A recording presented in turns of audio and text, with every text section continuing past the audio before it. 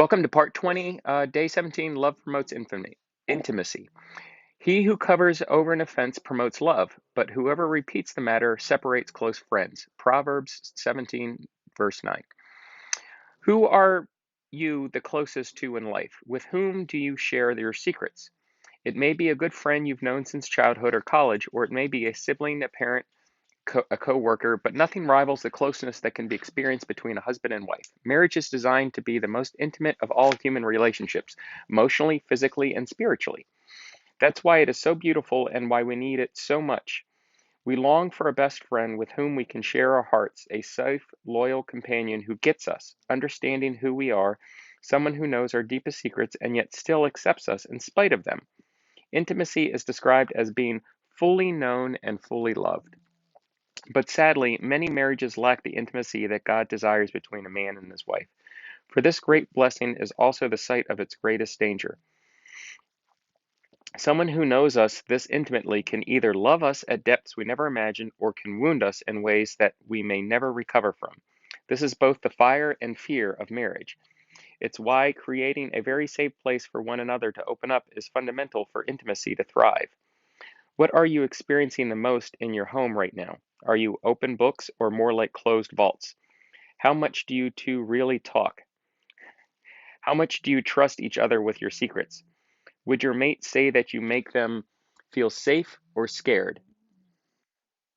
Especially if you've wounded one another in the past, you will tend to be guarded and hide from intimacy. If home is not considered a place of emotional safety, you will both be tempted to seek it somewhere else. Perhaps you might look to another person, initiating a relationship that either flirts with adultery or actually enters in. You may look for a safe escape in work or in outside hobbies, something that shields you from intimacy.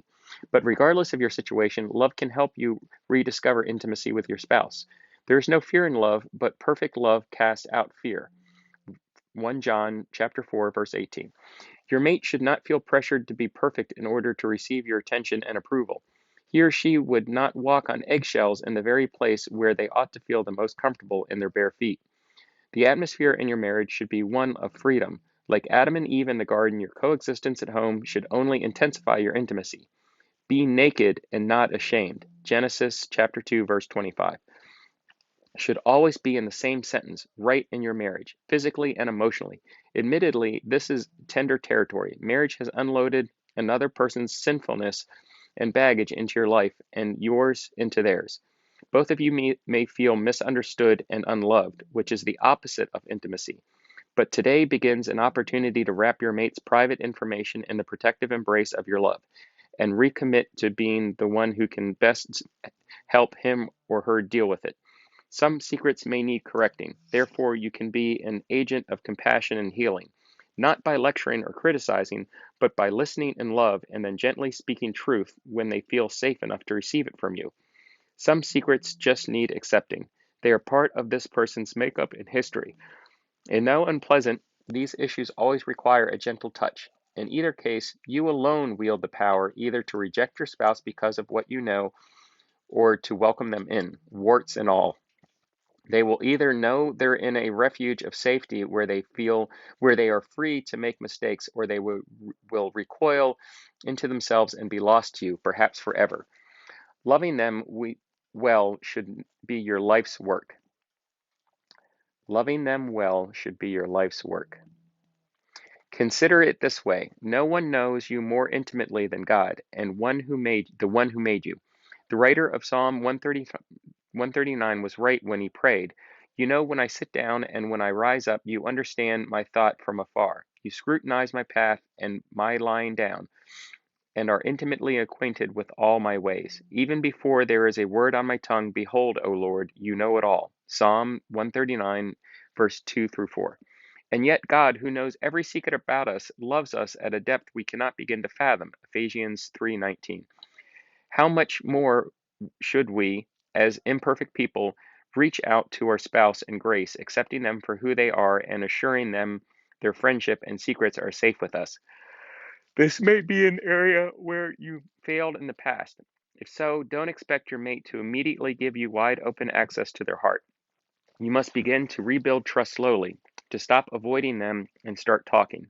to listen compassionately, accept them more genuinely, and then love them more deeply. Jesus himself is described as one who doesn't barge into people's lives, but who stands at the door and knocks. He said, "If anyone hears my voice and opens the door, I will come into him and will dine with him, and he with me." Revelations chapter 3, verse 20. The reality of intimacy always takes time to develop, especially after being compromised, but it is worth the endless treasures found beneath its guarded lock. Your loving commitment to reestablishing it may be key to opening it for anyone willing to take the dare. Okay, so today's dare. Begin building emotional intimacy with your mate. Determine today to guard your mate's secrets unless they are dangerous to them or to you, and to pray for them. Talk with your spouse and listen with acceptance, opening up to them as well. Make them feel safe. It's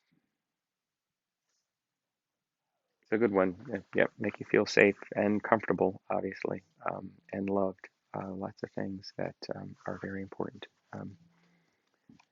So I'm not just reading this. I am paying attention. I really, really am. I'm listening to every word of it, and I'm doing what I can for the dares from a distance. I'm saving up the other ones for when I see you. And when we get back together, I fully intend to go back through this from beginning to end. I'm not even quite halfway through there yet. But I will spend the rest of my life going through this for you. I love you dearly. I hope you're feeling better. I hope to see you really soon. You are in my thoughts and my prayers. I love you.